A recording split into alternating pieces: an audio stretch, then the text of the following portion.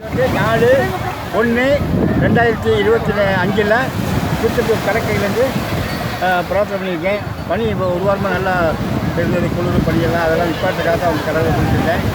இன்னும் 2 3 நாளில் கிளைமேட் மாறி மழை இன்றைக்கி வந்து கிளைமேட் கிளைமேட் மாறிடும்.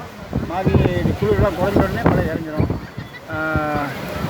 இன்னைக்கு தேதி வந்து 4/1/2025 கிழமை வந்து சனிக்கிழமை இன்னைக்கு திருச்செந்தூர் கடலில் குளிச்சு பிரார்த்தனை பண்ணிட்டேன்.